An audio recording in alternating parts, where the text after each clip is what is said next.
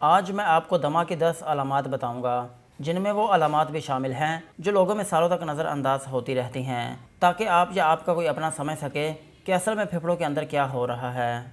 सबसे पहले समझते हैं कि दमा असल में होता क्या है। दमा एक लंबे अरसे तक रहने वाली बीमारी है जिसमें सांस की नालियाँ जो हैं वो अंदर से सूजन का शिकार हो जाती हैं और बहुत ज़्यादा हसास हो जाती हैं। जब किसी चीज़ की वजह से दमे का दौरा शुरू होता है तो सांस की नालियों में एक साथ 3 इंपॉर्टेंट चेंजेस होती हैं। सबसे पहले सांस की नालियों की अंदरूनी दीवार सूज जाती है। दूसरा, इन नालियों के गिर्द मौजूद मसल सिकुड़ कर तंग हो जाते हैं। और तीसरा, सांस की नालियों के अंदर गाढ़ी बलगम ज़्यादा बनने लगती है। ये तीनों चीज़ें मिलकर सांस की नालियों को और ज़्यादा तंग कर देती हैं, जिसकी वजह से हवा का अंदर और बाहर आना मुश्किल हो जाता है और हर सांस लेना मेहनत का काम महसूस होने लगता है। अब हम दमा की उन अलामात को डिटेल में समझते हैं जो अक्सर पेशेंट खुद महसूस करता है, लेकिन इन्हें दमा से रिलेट नहीं कर पाता। सबसे पहली अलामत है सांस बाहर निकालते वक्त सीटी जैसी आवाज़ आना। अगर सांस बाहर निकालते वक्त आपको सीटी जैसी पतली और तेज़ आवाज़ सुनाई देती है तो इसे वीजिंग कहा जाता है। ये आवाज़ तब पैदा होती है जब सांस तंग नालियों से गुजरती है। दमा में सांस की नालियों की दीवारें सूज जाती हैं और उनके अंदर म्यूकस जमा हो जाती है और उनके गिर्द मौजूद मसल्स जो हैं वो भी सिकुड़ जाते हैं। जब सांस इस तंग रास्ते से गुजरती है तो सांस की नालियों की दीवारें वाइब्रेट करती हैं, जिसकी वजह से सीटी जैसी आवाज़ पैदा होती है। लेकिन एक इम्पोर्टेंट बात समझना ज़रूरी है, हर दमा के पेशेंट में सीटी जैसी आवाज़ ज़रूरी नहीं कि सुनाई दे। माइल्ड एस्थमा में सांस की नालियों की तंगी इतनी कम होती है कि सीटी जैसी आवाज़ सिर्फ स्टेथोस्कोप से सुनाई देती है। दूसरी अलामत है मामूली जिस्मानी मेहनत के बाद सांस का बहुत ज़्यादा फूलना। मिसाल के तौर पर आप सिर्फ एक मंजिल की सीढ़ियाँ चढ़ते हैं या अगले कमरे तक चलते हैं या हल्का सा सामान उठाते हैं, लेकिन आपकी सांस इतनी फूल जाती है जैसे आपने बहुत ज़्यादा एक्सरसाइज की हो। दमा में सांस की नालियाँ तंग हो जाती हैं, जिसकी वजह से हवा के अंदर और बाहर आने में रुकावट पैदा होती है। इस रुकावट की वजह से हर सांस लेने के लिए इतनी मेहनत करनी पड़ती है कि सांस फूलना शुरू हो जाती है। तीसरी अलामत है सीने में जकड़न, बोझ या दबाव महसूस होना। कुछ पेशेंट्स दमा को सांस की प्रॉब्लम की बजाय सीने की जकड़न के तौर पर महसूस करते हैं। उन्हें ऐसा लगता है जैसे सीने के गिर्द कोई बंद बांधा हो या फिर ऐसा महसूस होता है जैसे सीने पर बोझ रखा हो। इसकी एक इम्पोर्टेंट वजह ब्रोंकोस्पैज्म है, यानी सांस की नालियों के गिर्द मौजूद मसल्स का सिकुड़कर तंग हो जाना। अगर दमा कंट्रोल में ना हो तो ये ब्रोंकोस्पैज्म हल्की शिद्दत के साथ लगातार भी रह सकता है। फिर जब कोई दमा को भड़काने वाली चीज़ सामने आए या दमे का अटैक शुरू हो तो सीने की जकड़न और ज़्यादा शदीद हो सकती है।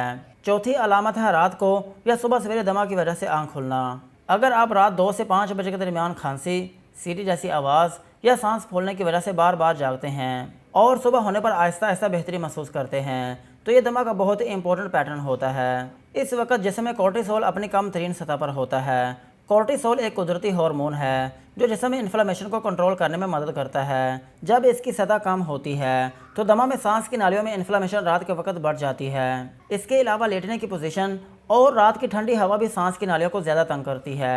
इसलिए पेशेंट बार बार सुबह सवेरे खांसी, सीटी जैसी आवाज़ या सीने की जकड़न के साथ उठता है। पांचवी अलामत है लगातार खुशक खांसी। अगर किसी शख्स को हफ्तों या महीनों तक खुशक खांसी रहे लेकिन उसे बलगम ना हो और ना ही कोई वाज़ह चेस्ट इन्फेक्शन हो तो इसे सिर्फ आम खांसी समझकर इग्नोर नहीं करना चाहिए। इसे कफ वेरिएंट एस्थमा कहा जाता है। इस किस्म के दमा में पुरानी खांसी ही एक बुनियादी अलामत होती है, जबकि दमा की मशहूर अलामत यानी सीटी जैसी आवाज़ बिल्कुल नहीं होती। ये खांसी अक्सर रात को ठंडी हवा में और एक्सरसाइज के बाद ज़्यादा होती है। इसलिए कई पेशेंट्स की खांसी को allergy, acid reflex, viral infections के बाद की खांसी या गले की जलन समझकर इलाज किया जाता रहता है, जबकि असल वजह दमा होती है। छठी अलामत है एक्सरसाइज के दौरान सांस की मुश्किल। कुछ लोगों को दमा की अलामत आम वक्त में नहीं होती, लेकिन एक्सरसाइज के दौरान या एक्सरसाइज ख़त्म करने के 5 से 10 मिनट बाद खांसी, वेजिंग या सीने में जकड़न शुरू हो जाती है। इसे एक्सरसाइज इंड्यूस्ड ब्रोंकोकॉन्स्ट्रिक्शन कहा जाता है। एक्सरसाइज के दौरान हम तेज सांस लेते हैं, इससे सांस की नालियों के अंदर की नमी कम हो जाती है, जिसकी वजह से सांस की नालियां जो हैं वो इस तब्दीली के जवाब में सिकुड़ कर तंग हो जाती हैं, जिससे खांसी, सीटी जैसी आवाज़ और सांस लेने में मुश्किल पैदा होती है। ये साइन ख़ास तौर पर बच्चों और जवान लोगों में देखा जाता है। सातवीं अलामत है किसी स्पेसिफिक भड़काने वाली चीज़ के सामने आते ही दमे की अलामत पैदा होना। दमा में एक बहुत ही इंपॉर्टेंट पैटर्न ये होता है कि किसी ख़ास चीज़ के सामने आने के कुछ ही देर बाद बार बार दमे की अलामत पैदा हो जाती हैं। मिसाल के तौर पर अगर बार बार पड़ोसी कचरा जलाए और आपको हर बार खांसी शुरू हो जाए, या स्मोक वाले दिन बाहर निकलते ही सांस की प्रॉब्लम शुरू हो जाए। और जब आप इन चीज़ों से दूर हो जाएं तो अलामात आहिस्ता आहिस्ता कम होने लगती हैं। 8वीं अलामत है पूरी नींद के बावजूद सुबह उठकर थका हुआ महसूस करना। अगर आप रात को अपने हिसाब से पूरे घंटे सोते हैं लेकिन सुबह उठकर थके हुए और फ्रेश ना होने का एहसास होता है तो इसका ताल्लुक दमा से भी हो सकता है। रात के वक्त दमा जो है वो सांस की नालियों को कुछ हद तक तंग रख सकता है। इसकी वजह से सांस में हल्की रुकावट पैदा होती रहती है और नींद की क्वालिटी मुतासिर होती रहती है। कभी कभी पेशेंट को इसका पूरा एहसास भी नहीं होता। 9वीं अलामत है शदीद दमा के अटैक में सीटी जैसी आवाज़ का अचानक बिल्कुल ख़त्म हो जाना।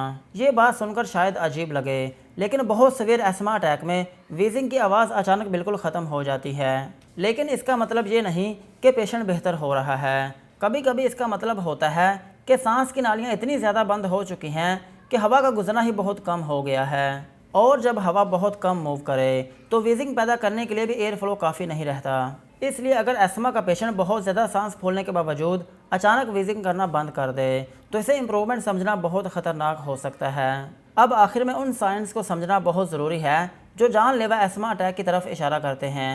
अगर पेशेंट इतना ज़्यादा सांस फूलने का शिकार हो कि पूरा जुमला ही ना बोल पाए और सिर्फ एक एक लफ्ज़ करके बोल सके तो ये सीरियस वार्निंग साइन है। अगर होंठ या नाखून नीले या फिर सुरमई होने लगें तो ये खून में ऑक्सीजन की बहुत कम सतह की निशानी होती है। आप ये भी देख सकते हैं कि पेशेंट सांस लेने के लिए गर्दन और सीने के मसल को बहुत ज़्यादा इस्तेमाल कर रहा है, यानी जिस्म हवा को तंग सांस की नालियों के अंदर से गुजारने के लिए हर मुमकिन मसल को काम पर लगा रहा है। इसके साथ शदीद बेचैनी, खौफ, कन्फ्यूजन या इसके बरक्स अचानक गैर मामूली खामोशी और सुस्ती भी नज़र आ सकती है।